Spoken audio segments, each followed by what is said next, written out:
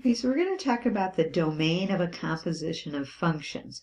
So this can be a little tricky to understand. There's a definition in the book on page 58, but it's like in a blue box, but it's a little confusing. So I'm going to try to explain it here.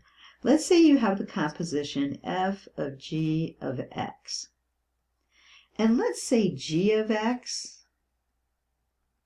is x plus 5. And let's say f of x is 1 over x. Okay? Now you can figure out the composition, but I want to explain what's going on here with the domain. So looking at the domain of g of x, what would the domain here be?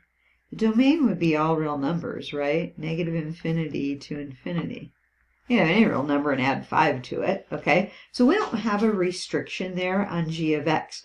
We have all kinds of inputs, you know, any real number for an input and any real number for an output. That's a linear equation. You could look at the graph of that. Let's see, it goes through at 5, so it's going to look something like that. And you can see the domain is all real numbers, the range, the outputs, also all real numbers. Okay. Now we're going to look at f of x, though. Okay. This says, okay, wait a minute, we can't have x equals 0, right? So this says all real numbers except you can't have 0. X cannot be 0.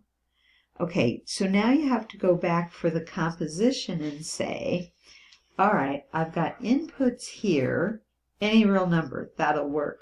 But then we have to look at what we get in the output, because the outputs for g of x are going to be the inputs for f of x. And so we're going to have to restrict it. We can't have g of x, so g of x cannot equal 0, right? Because if it did, then we'd be trying to put 0 in here, and we say we can't have that. Okay, so look at g of x. When is that 0? If x is negative 5, right? Okay, so the domain says, let's see, where can I write this? The domain for f of g of, g of x, it's going to be all real numbers except negative 5, okay? So if you want to see it written, you could say, well, I'm trying to figure out when does g of x, when does x plus 5 equal 0, because I can't have that, okay? And so we're going to say, oh, okay, well, then we can't have x be negative 5. Now, if you're writing that in interval notation, then the domain is going to look like negative infinity. I'll put a colon here. Negative infinity to negative 5, unioned with negative 5 to infinity. Now, that's a little bit tricky maybe to understand, so you might want to look it over again. You might want to look at the textbook. We're going to do a couple examples, so hopefully it'll become more clear as we look at some of those examples to show you, okay?